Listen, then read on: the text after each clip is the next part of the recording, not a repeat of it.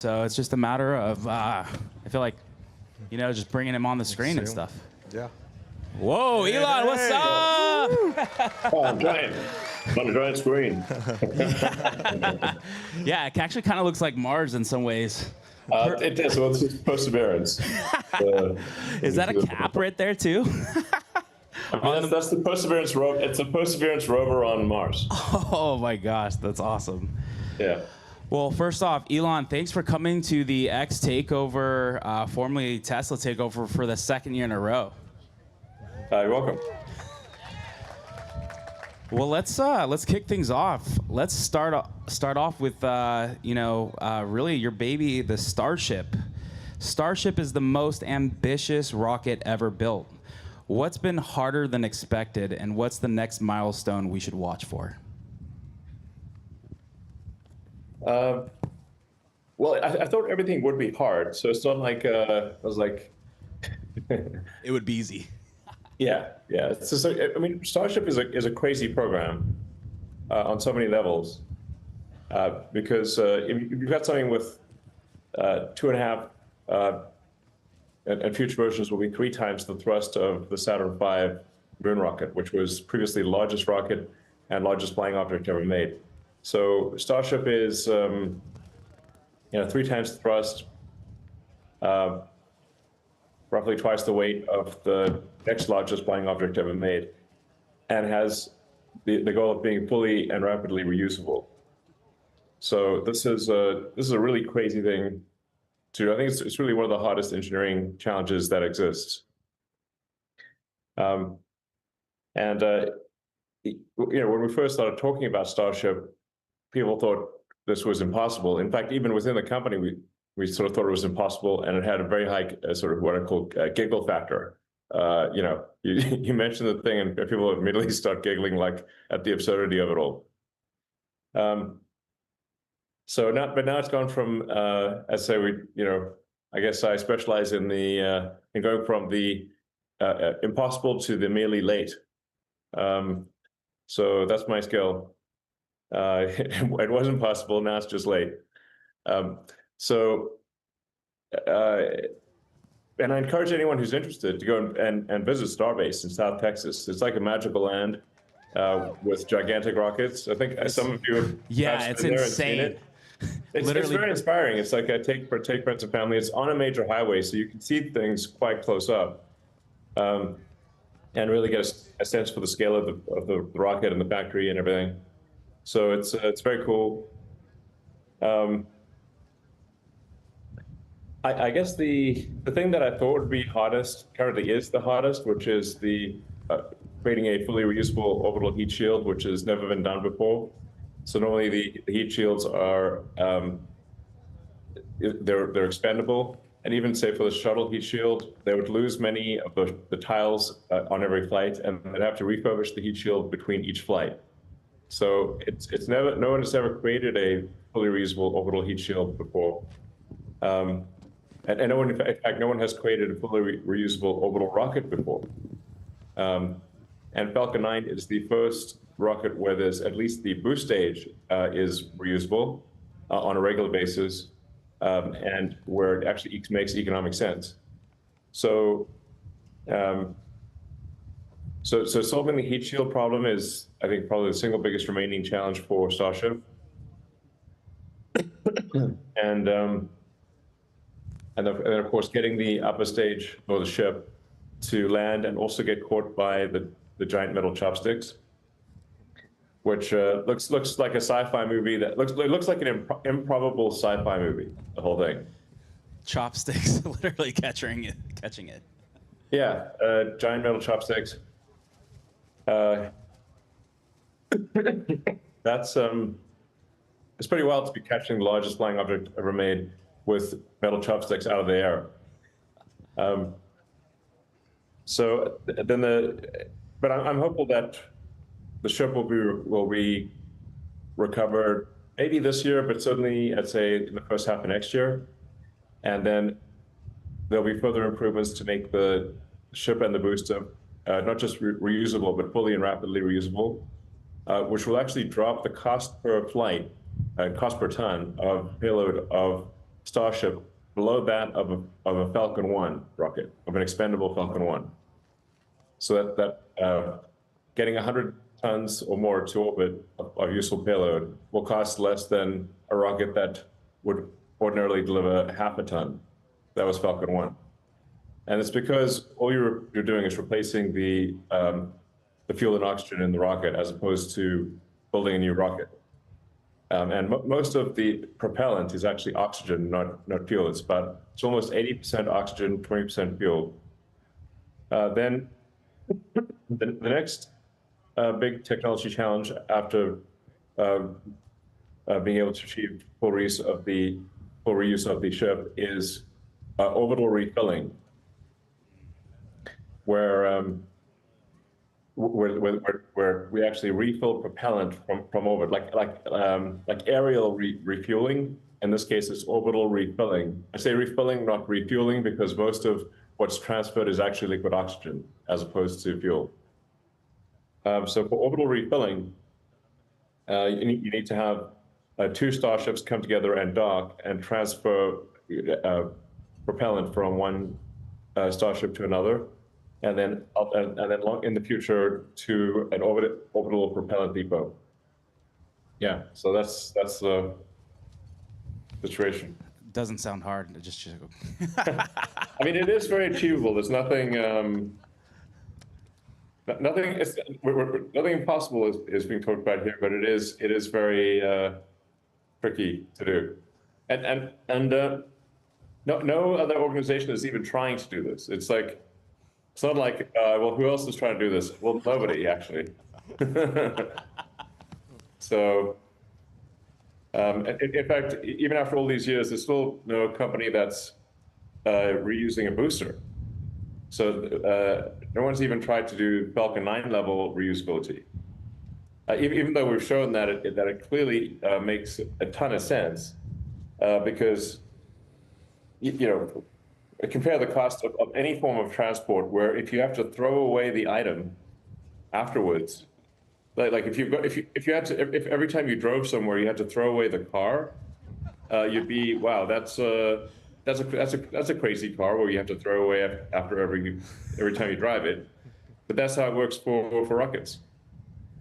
So that is really, yeah, I don't think anyone would be driving a car if you have to buy a new car every time you drove somewhere, and then you have to tow another car behind you for the return journey. Elon, what does a Yeah. So talk about the impossible, Elon. What does a self-sustaining city on Mars actually look like? How many people? What kind of economy? What kind of governance? Well, governance will be up to the Martians, but we have some sort of artist's impressions of what a Mars city would look like. And I don't really know, to be honest. Except that Mars is not yet at the point where it's sort of terraformed, where you can live outdoors. So you'd have to live initially in glass domes or something like that, and then you could walk outside with a Mars suit, but you could not walk outside without a Mars suit.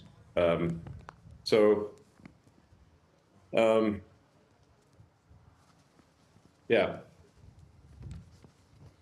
it's but I should also say, like maybe explain for those who haven't heard it, like why is it worth doing something like this? What's the purpose of Mars? Shouldn't we just focus on Earth? And I'm like, yeah, I think we should focus on Earth. Like 99% of what we do should be focused on Earth, but maybe 1% of what we do should be focused on becoming a spacefaring civilization and a multi-planet species, because there's the defensive argument where it's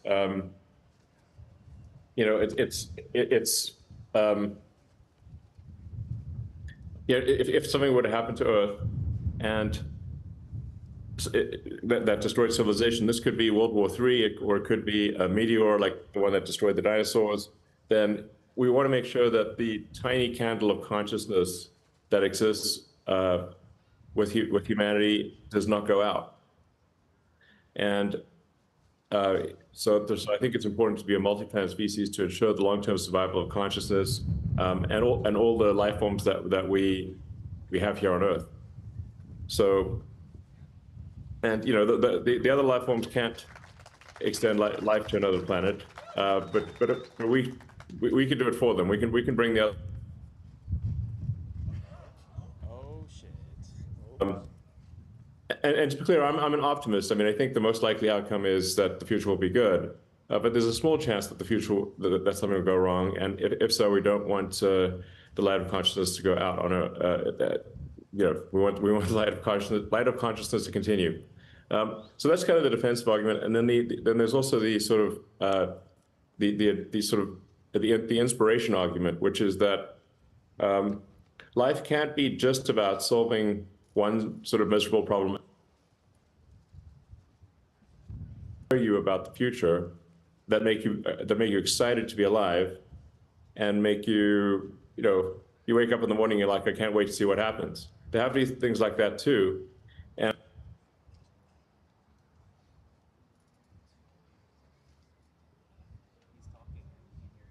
what they learn is everyone on Earth, just like the Apollo program was inspiring to everyone on Earth. Whether you went there, or obviously very few people went there, but it was, in a way, we all vicariously went to the moon. And it was a great achievement of humanity, and it was very inspiring to people all around the world. So, and you know, learning more about the nature of the universe and seeing what's happening out there, even if you don't go yourself, is still very inspiring. So, yeah, I think those are all things that matter a lot. Yeah, I mean, it's truly inspiring what SpaceX and Tesla are doing. Do you ever foresee SpaceX and going... Sorry, hello? Yeah, are you there? Are you there? Sorry, guys, if you're talking to me, I cannot hear you. All right. Do you want to go check with... Can you hear me? Do you want to go check with Noah real quick? Yeah. Strange. Can you hear us, Elon? Should I make a joke out of this or not? Hold on. Can you hear me now, Elon? Yeah, the audio hopefully will be back in seconds, but bear with us as we navigate this. At least Elon's still there with the Perseverance rover. Check. John, check. Can you hear me? Can you hear me? Are we back? Well, I don't think we can hear him, guys.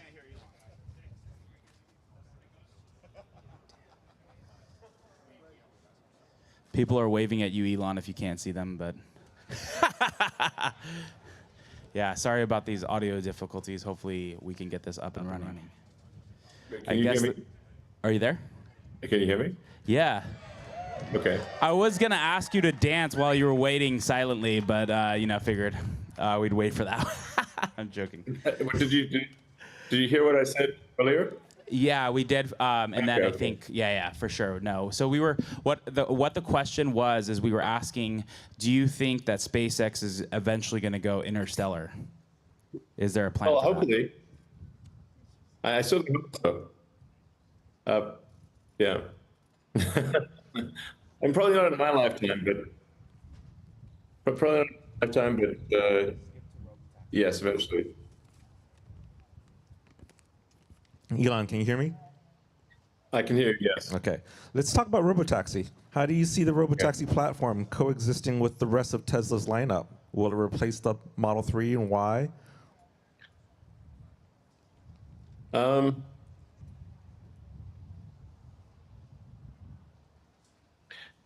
Well, this Cybercab, which is a two-seater, and that would not replace the 3 and Y, because 3 and Y have a 4-seater and 6-seater capability. So I think you'd find that the Cybercab would be for 1 or 2 passengers, and then dynamically it would call the Model 3 or Y for 4 passengers or Y for 6 passengers. And then we'll have the larger vehicles. But I mean, this is not the forum for making major product announcements. To be totally honest, yeah, no worries. I got to be, a little careful here about what I say. We got you. Does Tesla plan on owning a large fleet of robotaxis? And then when will private citizens be able to go on the Tesla network? Yes, Tesla will own some of the fleet will be Tesla owned, and some of the fleet will be customer owned. So you could think of it as a model kind of like maybe some combination of Uber and Airbnb, where some people own the cars and then add or subtract them to the fleet, and some cars are owned by Tesla directly. So if robotaxi succeeds, Elon, how does Tesla navigate the paradox of making the best cars in the world, but also possibly needing fewer of them?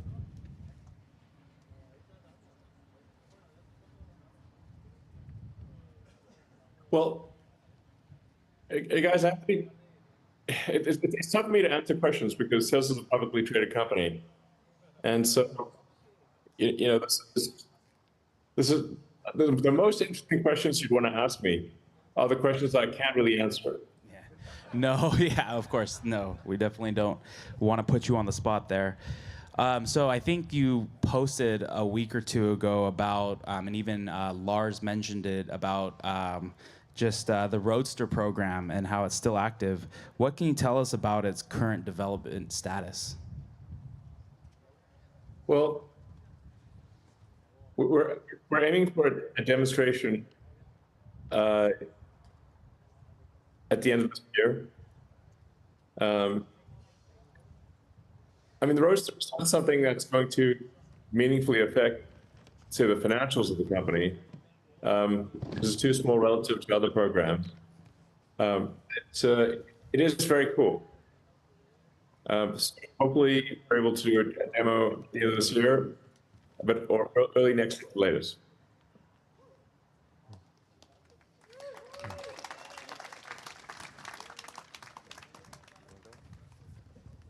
You said that Optimus could be more valuable than Tesla's entire automotive business. Yes. What's the roadmap from where we are today to widespread deployment?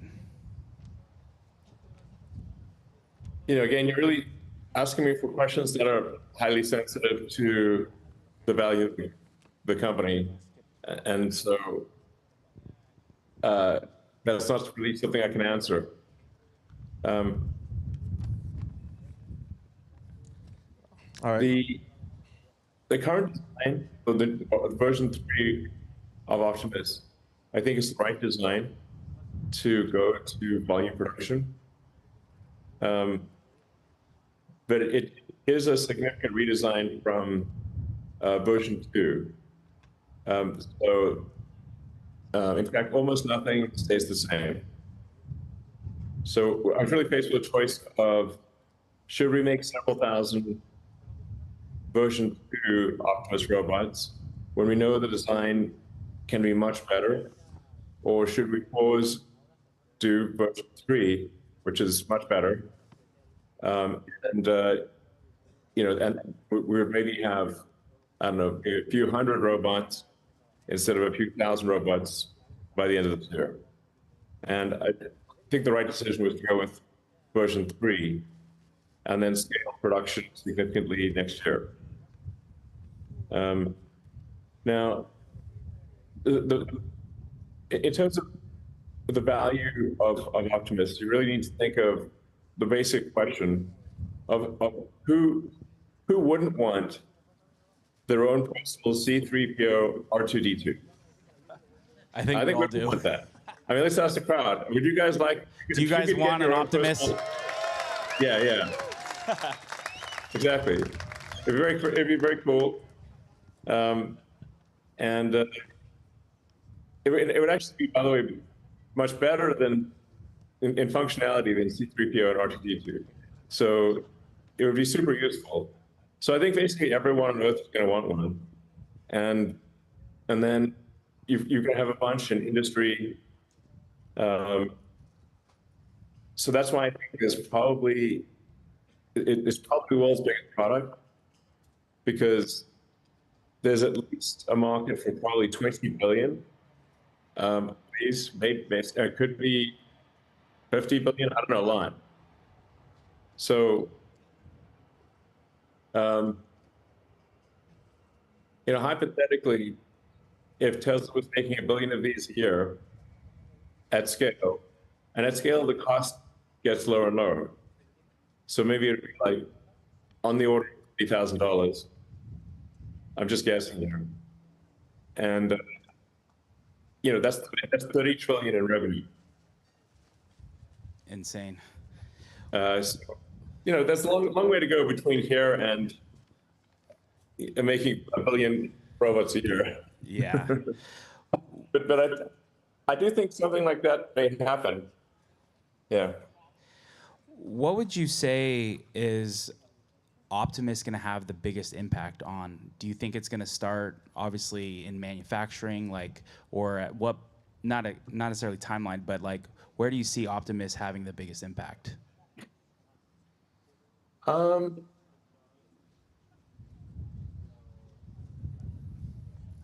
Well, initially we would go to very high value things. So say somebody needs a lot of medical care or something.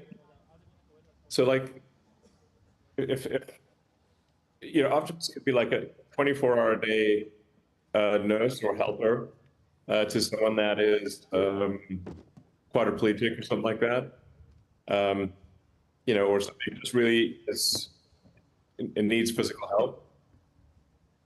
So that's the kind of thing which would be life-changing for a lot of people.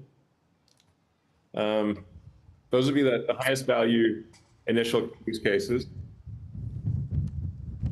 It will also be used in situations where the work is very dangerous. Where there's a lot of repetitive tasks, but like any work that's risks life or some kind of injury would be a good initial use case for Optimus. When you look ahead in 10 years, what's more transformative, full self-driving or Optimus? Optimus. Seems like that was an easy one. Yeah. Well, and I do emphasize, it's very hard to do. So it's not like it just it's a hard thing to do. Yeah. Yeah, I see you're drinking some good old Diet Coke, by the way. Yeah. Shout out to those. You've hinted that we may reach digital superintelligence this year or next. How will we know that we've crossed that line, and what does day one of AGI really look like? Well, I'm not sure it's like a massive. It may be less profound than at least at first it will be less profound. Like what AI has not done yet is invent new technologies that are useful. So it hasn't discovered new physics, and it has not invented technologies that are useful. But I think that is something that will happen. Yeah. If Grok becomes smarter than any human, what role do we play? Are we co-pilots, overseers, or just legacy code? Well, it won't just be Grok. There will be many AI.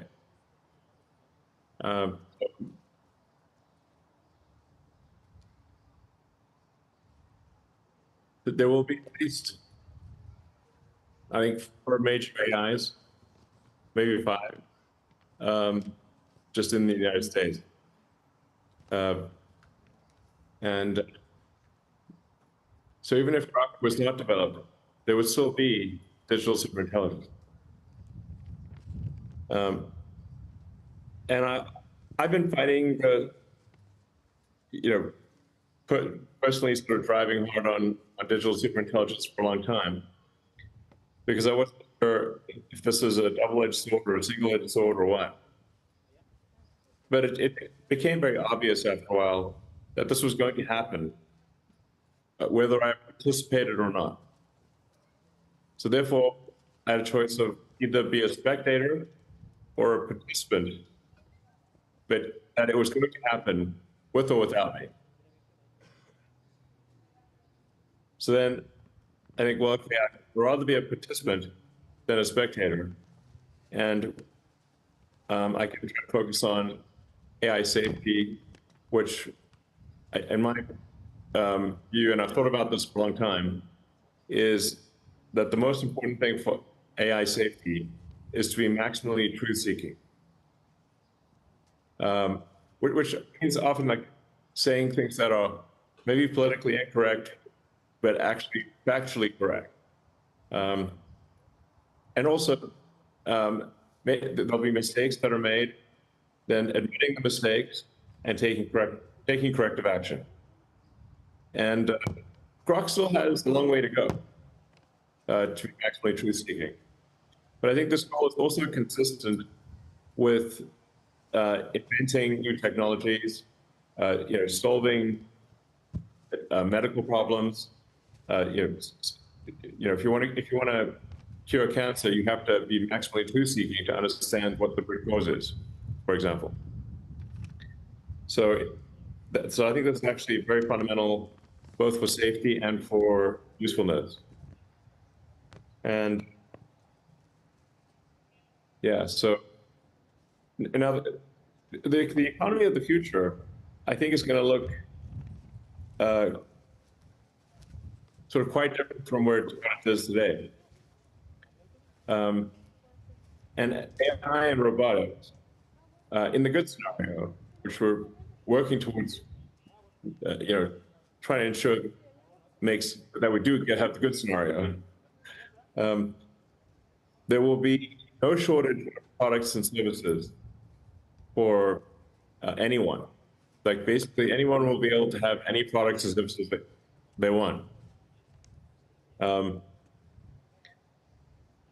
That's the productivity gains from AI and robotics are just astounding to think about. Like I think it could increase the size of the economy by a factor of 10 or more. Like it will eliminate poverty. And you really will be in a situation where anyone can have anything they want. The bigger challenge may be finding meaning in life. So if a robot can do anything that you can do, but maybe better, how do you find meaning in life? That may be the biggest challenge.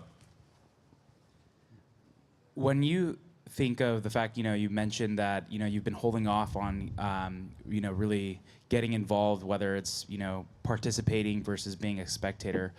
And when you're thinking of the next couple of years of, like, let's say, not necessarily catching up, but just doubling down and really focusing on it, what are going to be your biggest focus points? Really, it's making it useful and making it safe for humanity and making it love humanity, essentially, and be, you want it to be useful and friendly. So those are the most important things. I've never seen any technology advance as fast as AI. So, and I've seen a lot of technologies advance. Yeah. So the rate of, I call it, and maybe this is discomforting metaphor, but AI is a supersonic tsunami. Does not sound fun, but yeah. It sounds a little scary in that way, but in terms of exceeding prior technologies, it's like a supersonic tsunami. And you really do need to pair AI with robotics. Yeah, I think it's crazy just how much it's advanced in just the past year or 2 years, and seeing how kids are using it, using Grok 4, Grok Voice, the companions now. Yeah. I think you've answered this before, but what keeps you up at night when you think of the future of AI? And now that you're doubling down and really just going wartime mode right now on just tackling these issues, what is something that keeps you up at night?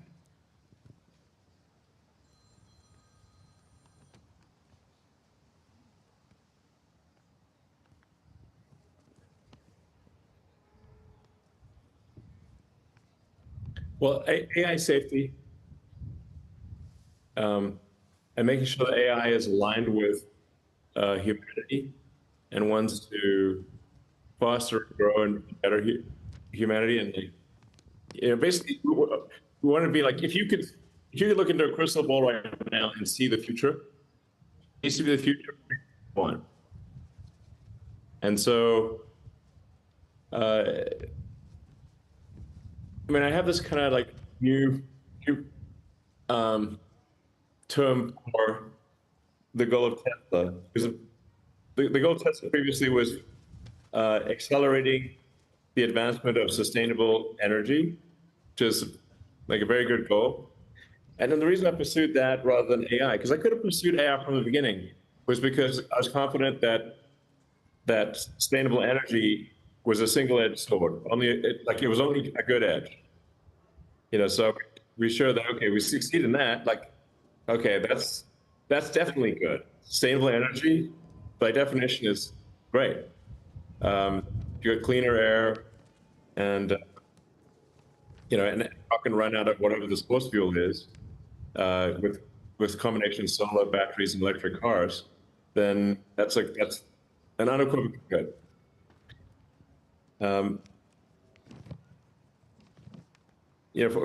For AI, like I said, it is more of a double-edged sword risk.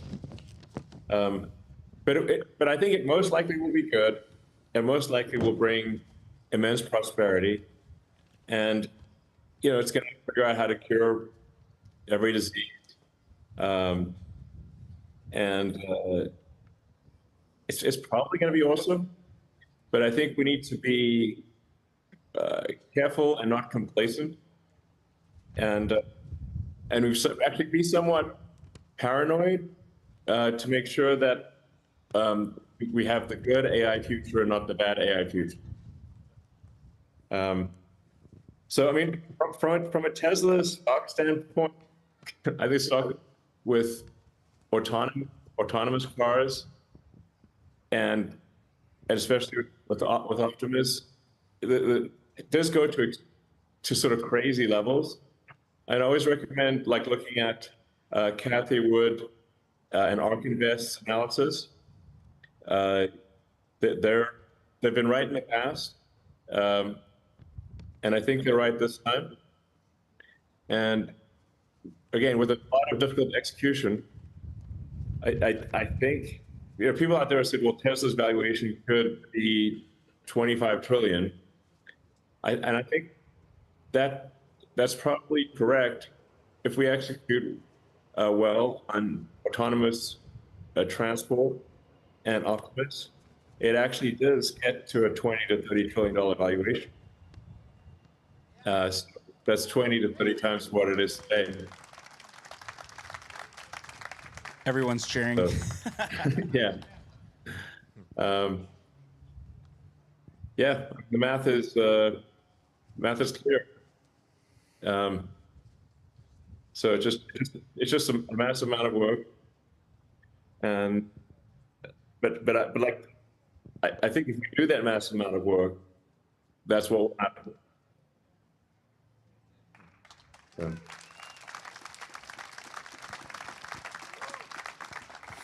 Elon, let's talk about Neuralink. You've described Neuralink in the past as a way to solve the input-output bottleneck between humans and machines, right? What's the long-term vision? Is Neuralink a medical company, or is it the first step towards symbiosis with AI? It starts off as a medical technology. So Neuralink's initial goals are really to help people who have, say, quadriplegic, tetraplegic, they've lost the use of their body, and to be able to enable them to control their phone and computer just by thinking. And I think we have eight patients so far, and all 8 love the device and are using it every day. So it's helped a lot of people, and I think Tesla team, the Neuralink team is aiming to do about 20 patients by the end of the year. So it's accelerating. And then next year we'll be doing the blind sight implant, which will enable people who are completely blind, like if they've lost both eyes and optic nerve, and still be able to see. Interfacing directly with the visual cortex. So there are a lot of cool things like that.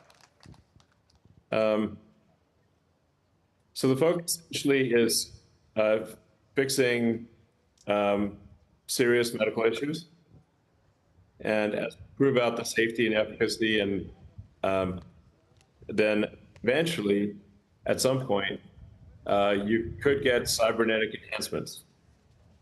So it could be something that massively augments intelligence and allows you to communicate at ultra high speeds.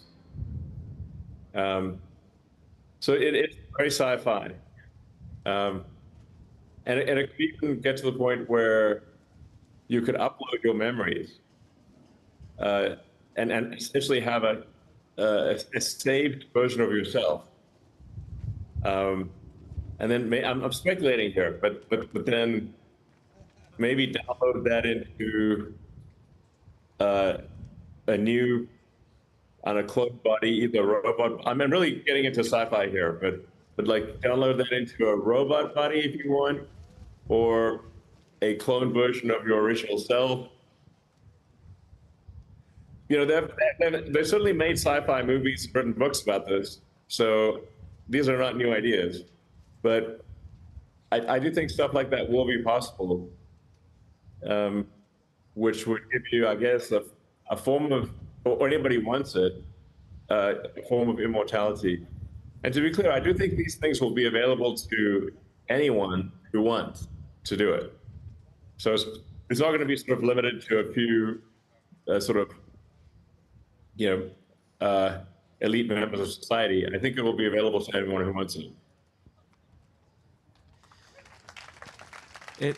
It's crazy just to think, with Neuralink, Grok, the Grok companion, and even the humanoid robot.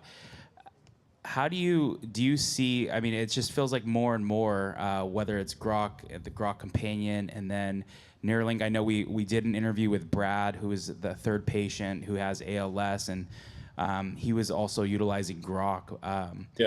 What do you see continuing to see that integration between, let's say, Neuralink and even Grok as things continue to grow? Yeah, Grok will actually be able to understand the signals from you. So the Neuralink's connecting to your brain, and then it's sending the signals to Grok, and then Grok can actually understand those signals at kind of like a binary level, as opposed to having to translate it into words. And so it will greatly improve the efficiency with which you can use your Neuralink device. I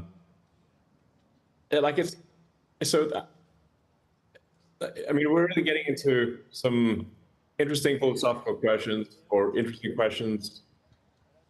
Like if you think about how much your mental capacity, your mind is used to take a complex thought or image in your mind and translate that into words.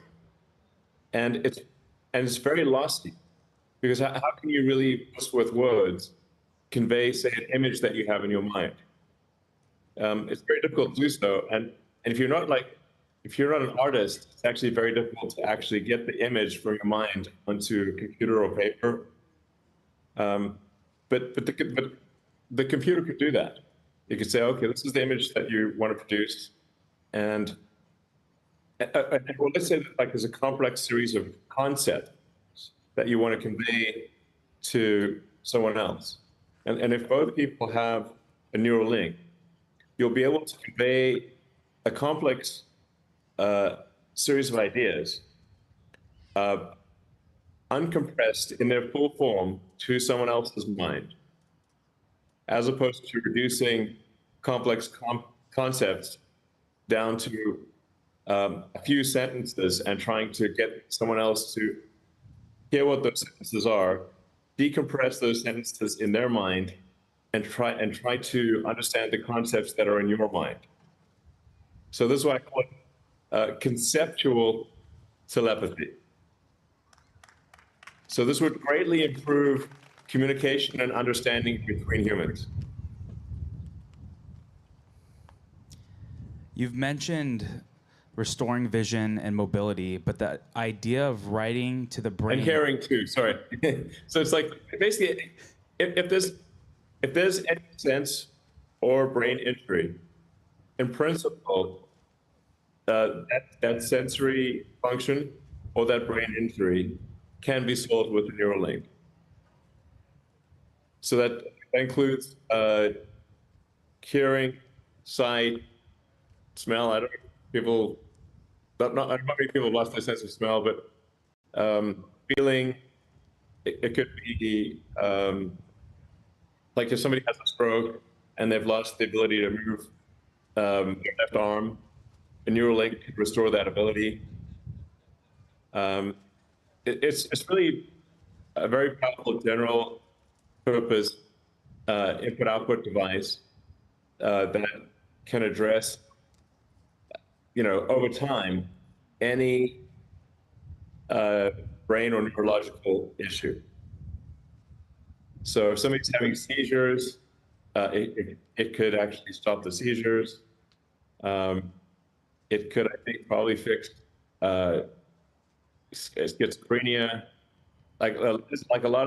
There's a lot of things that could, like in principle, it could fix basically anything that's to do with the brain or neurons or your senses. Is there anything that would be like, is there a most difficult problem to solve in that space then? Because technically a lot of it could be solved. Is there something that would, maybe you would see bigger blockers on trying to solve as far as fixing those problems? I'm not aware of blockers right now. It's just that when you're putting devices in humans, you have to be very careful and to make sure that no damage is done and that the implant works and without any negative side effects. And so far, knock on wood, we're batting 1,000 here, and patients have the devices have worked and they've noticed no meaningful side effect.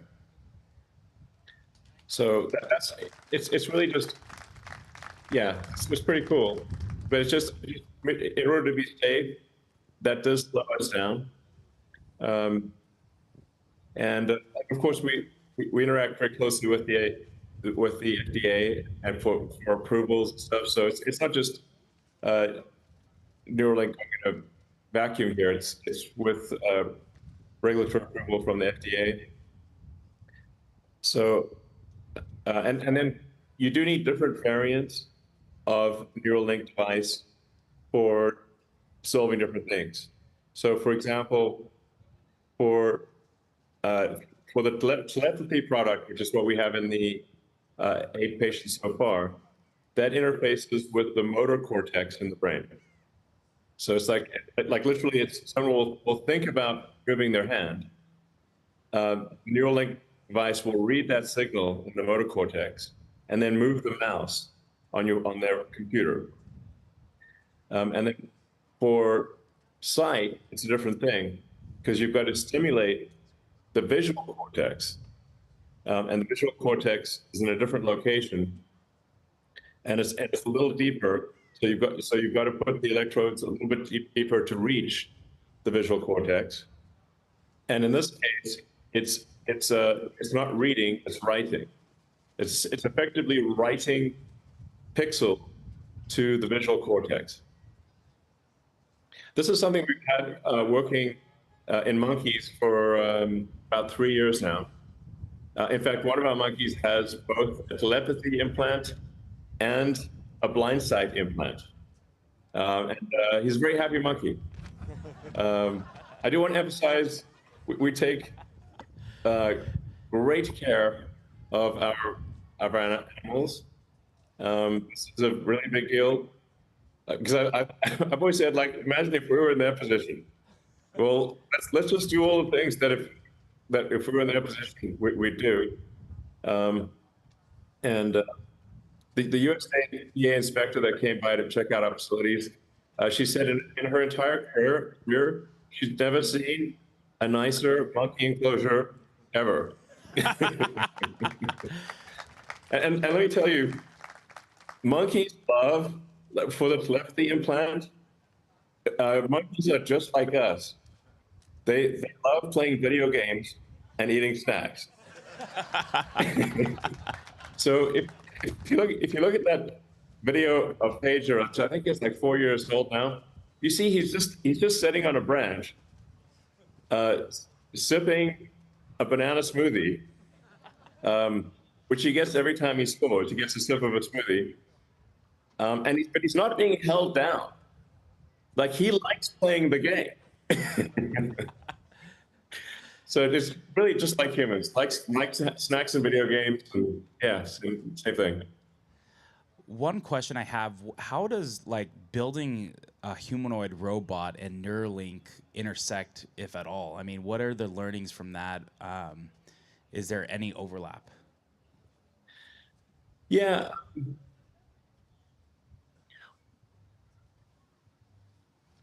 Well, I've just building a humanoid robot has really made me think a lot about how the human body works. You gain a new appreciation for actually just how awesome a design the human body is.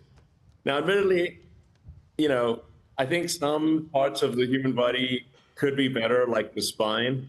Like, why do we have so much back pain? It's very annoying. Maybe don't fight sumo wrestlers, man. Yeah, seriously.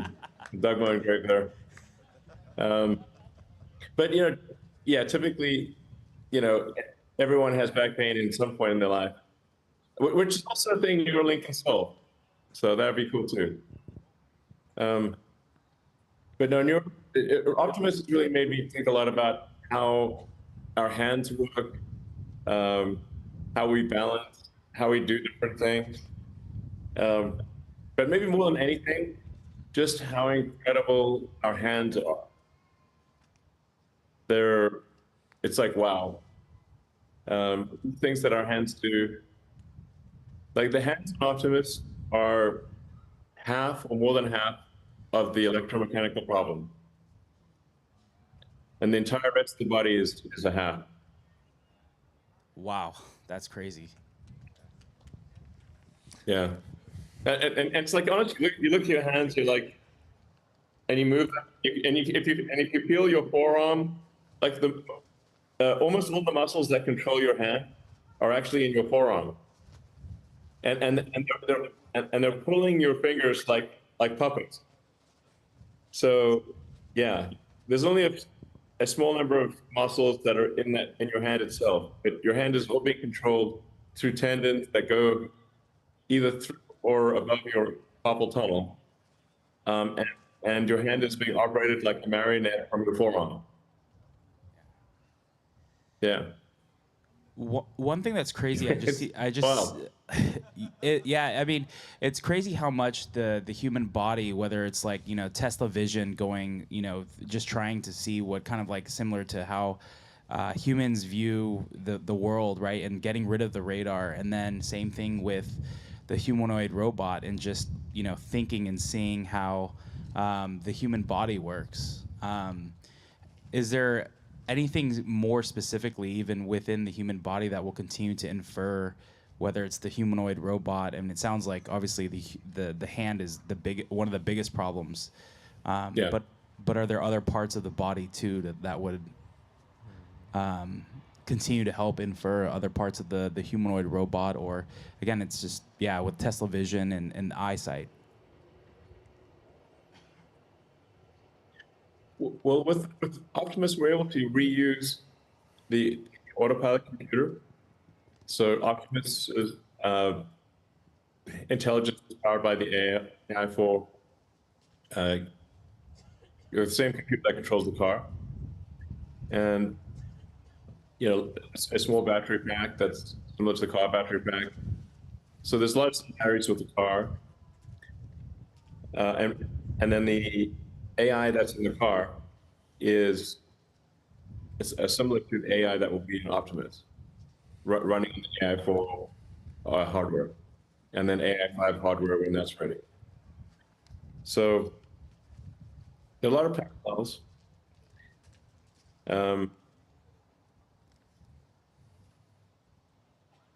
But the limiting factor is the hand. Yeah.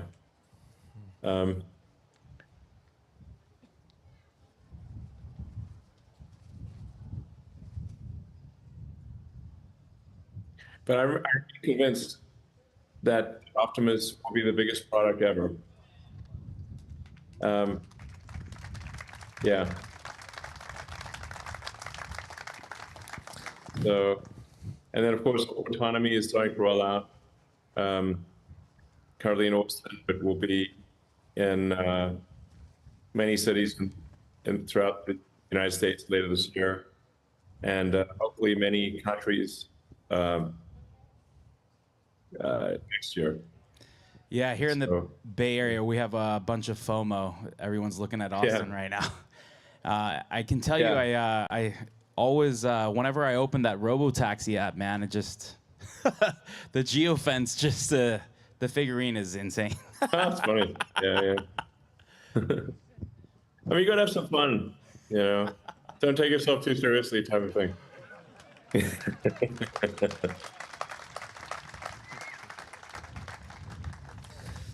Let's switch and talk about X. You've called X, and here we are at X Takeover.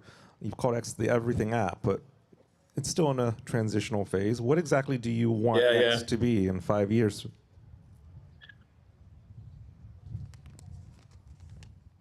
I mean, X is definitely improving. It's evolved a lot from Twitter. You only have like, short text tweets and like 2-minute videos, to the point where now you can have like 4-hour videos and you can write a novel if you want on the system. So it's gone sort of fully multimodal, from long videos to long text to anything in between. And we're currently really improving the DM system. So the new system called XChat, which enables audio video calling. It's all fully encrypted, peer-to-peer style, like Bitcoin. And the acid test is that even if somebody puts a gun to my head, I still can't read your messages. That's the acid test. So it's like very secure, and also like you're calling and video with it. And then there's the kind of X Money or X Finance release, which is hopefully only a few months away. We actually have it operating in beta within the company, and that'll be a major factor. So, but X is as much as possible about ensuring freedom, like freedom of speech, within as much as we can within the bounds of the law, and also like aspirationally trying to reach for the truth of things. Like you see that in community notes, where community notes will correct someone, even if they're very powerful. Community notes will correct me. It'll correct presidents, CEOs, even major advertisers, and even if that costs money. So I think it's generally, there's a lot of good things that have happened. We're trying to improve the algorithm, which we know kind of sucks right now. Sorry about that. No, not at all.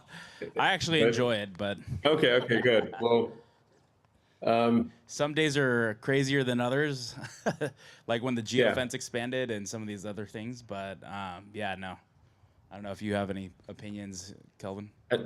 Sorry, your voice was a bit low there. I couldn't hear your question. Oh, I was saying the algorithm can be crazy some days, especially like when the robotaxi geofence expanded. Yeah. The overarching goal of the algorithm is to try to show people information they would find most interesting. But right now, it'll show you too much of one thing. So whatever the sort of interesting thing of the day is right now, the X algorithm will show you too much of that, and it's like, okay, I don't need to see it 20 times. I think I've seen like the Sydney Sweeney jeans thing about 400 times at this point. And it's like, okay, the first few times was good, but we shouldn't show things like 100 times. Because you want to learn new things. So, but X is making steady progress, offering, pretty much everything you want to do. And I feel good about where it's headed. Payments, I know we're waiting on that, and just thinking about even PayPal too. It's crazy, just what Fate Loves Irony doing X.com back in the late 90s, and then Full Force buying it years back, and now you're doing payments again. Yeah, it's a sort of poetic and or returning to something that was sort of unfinished with PayPal, and kind of completing the product line. What role do you think Grok and XAI play in the future of X? Is it just a feature, a core intelligence layer, or does that change how people experience the platform? Yeah, Grok, I think it's pretty helpful, because that Grok button, which you can press about any given post on the system, and its analysis of the post is usually quite accurate. It doesn't bat 1,000, but it really gives you deeper insight into any given piece of information that somebody posts on the system. You can figure out more context, helps you figure out if it's true or not.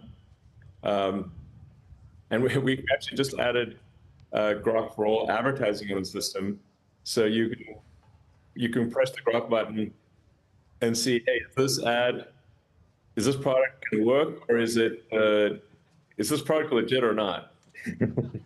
Which I kind of always wanted to have on ads. It's like, does this thing really work? That's what I want to ask a lot of ads. And now on the X system, you can ask, does this thing really work? I guess advertisers where Grok says it doesn't really work are probably not going to advertise for very long. Maybe it'll encourage better honesty in advertising, which I think would be a good thing.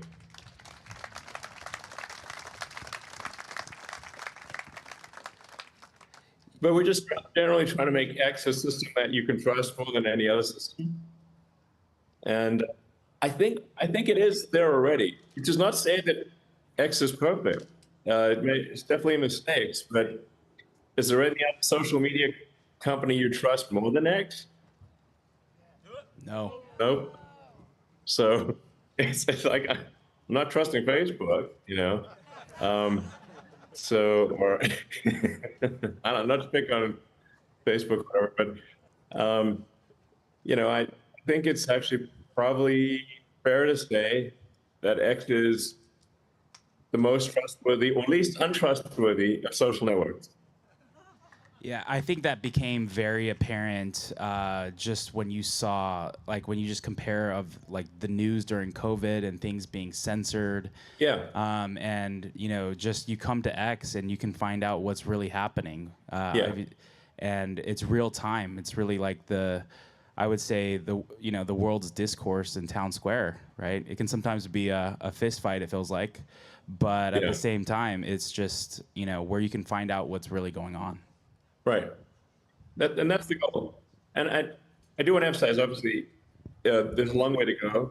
It's far from perfect, but I do think it's getting better over time. And, you know, sometimes it's 2 steps forward, 1 step back. But the trend over time, I think, is very good for X being the place where you can figure out what's really going on in the world, dig into the truth, and then you can ask Grok more. You can also learn a lot of things. So you can ask if there's a new thing that's invented or announced, you can ask Grok on the system more about it and instantly educate yourself.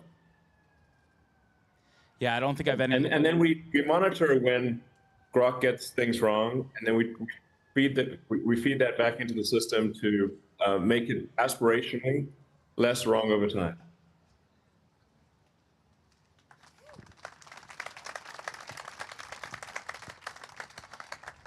Yeah, it's really just crazy to think, you know, when you talk to Grok and you can ask it for just things in your timeline. Hey, make a post sound like me on this topic. Yeah. Or you want it It's pretty fun. Yeah.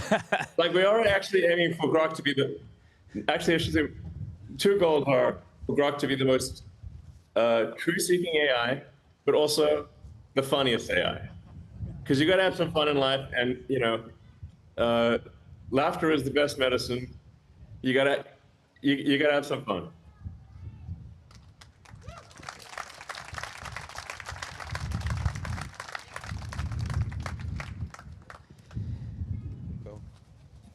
Elon, you've predicted a world of abundant energy, robotic labor, and AGI.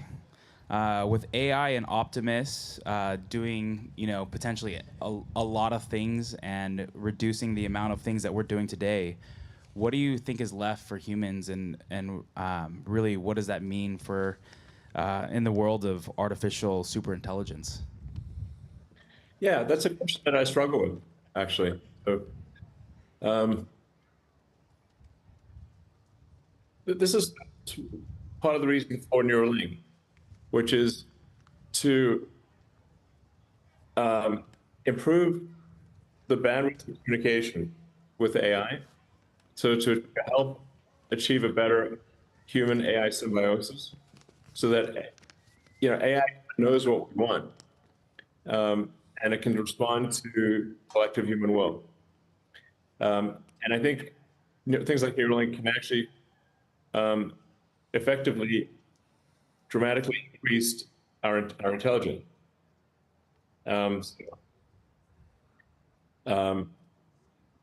But I think the future is very much one where human intelligence, machine intelligence, and robots are interwoven. Like I said, I think it's 80%, maybe 90% likely to be awesome. but we got to be cautious about that, you know, 10% maybe not awesome situation. Like Terminator. Yeah. I mean, seriously, you know, stuff like that. That would be bad. What's your vision for a society where human effort is no longer required for survival or productivity? How do we avoid irrelevance? Right, I think that's the central question.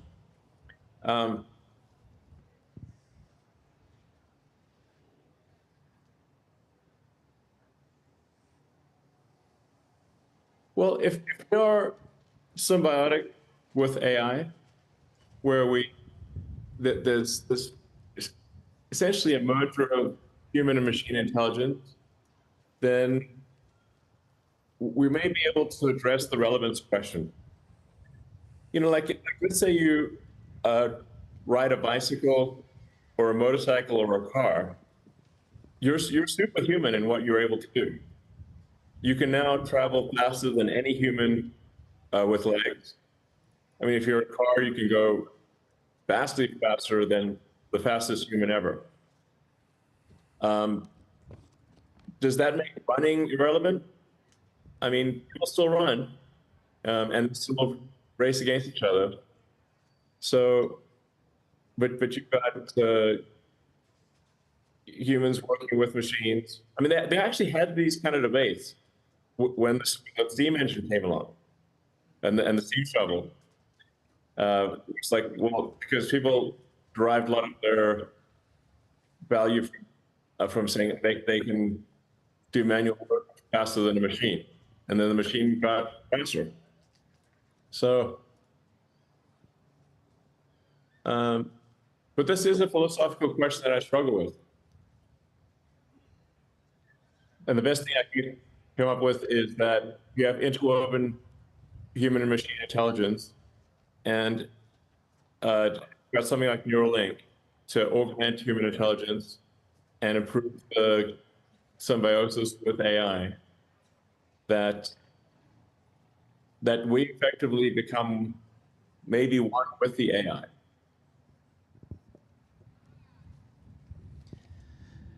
Elon, sorry, the audience was about to clap and I started talking. But Elon, you know, you're solving, I guess in a lot of ways, is sometimes you say, you know, a lot of problems. And in a lot of ways, you're creating a very exciting future with reusable rockets, the mission to Mars with Starship, with the humanoid robots and how it's gonna, just the impact that it'll have, and Neuralink, and seeing the impact on Nolan and Brad. What gives you hope for today, not just for humanity and civilization, but personally?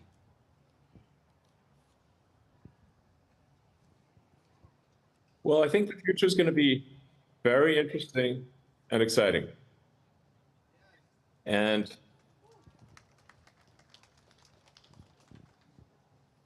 I guess I also think, would I want to be at any other point in human history? Is there some other point in human history that is more interesting than where we are today? And I think the answer is no, at least for me. I think we're at the most interesting part of human history. And it's getting more interesting with each passing month. And so like, okay, well, if I'm in the part of human history that is the most interesting, then I think, you know, anyone who feels that way, and I think a lot of people feel that way, that we should feel very lucky to be alive at this time, to see these amazing things happen.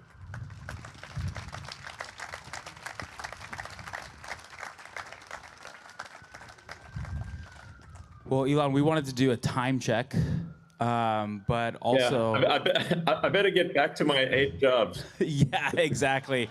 You're not a busy man at all. But we just, Kelvin and I, we just want to, on behalf of Tesla owners of Silicon Valley, Tesla owners Austria, San Joaquin Valley, and really just all of the 1,500 people that traveled from all over the world, we just want to personally just say thank you for all you're doing. And thank you for continuing to push humanity forward. Well, thank you. Yeah, you have a whole bunch of people here just cheering. So thank you for all you're doing. Thank you. Well, and thank you for your support over the years. It's super appreciated. You know, I would say my heart goes out to you, but I have to watch my gestures these days. We know what you mean. I can only point straight ahead or straight up. Hey, Elon, so we wanted But anyway, my heart does go out to you. And Thank you all for your support over the years. Yeah, and we just had one thing that we wanted to present to you. Okay.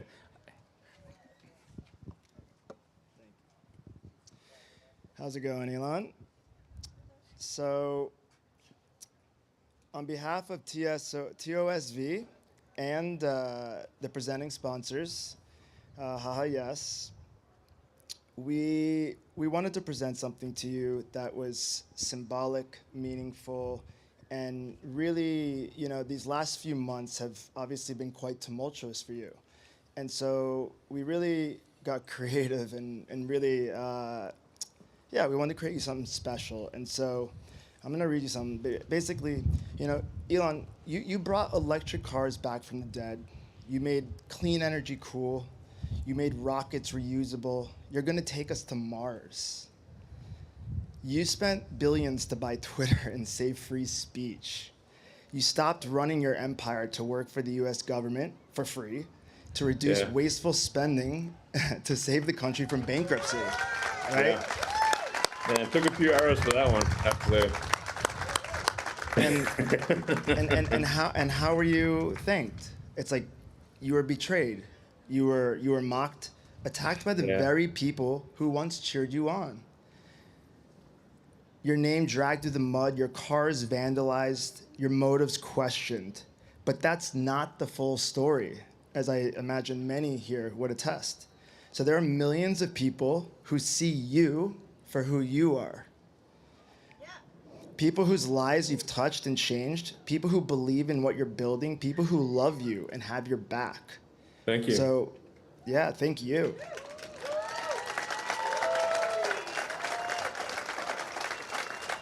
So, we were gonna introduce to like a few, more than a few, but we had a reel that we were gonna play, but with some technicalities, we're unable to do it, of actual testimonials from people, really meaningful, impactful ones that people really wanted you to hear, but We'll post it on X. We'll post it on X.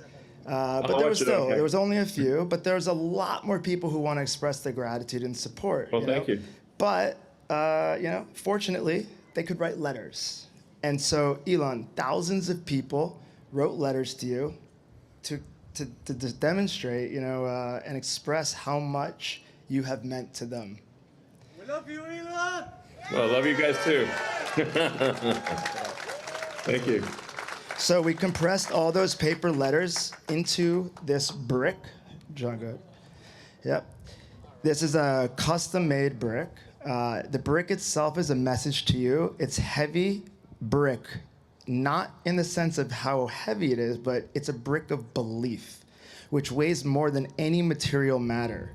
We believe you can achieve the impossible, hence the quote on the front of this brick. You want to read it, John? This brick does fly in spirit because you have made the impossible happen. All right. Much appreciated. Yeah.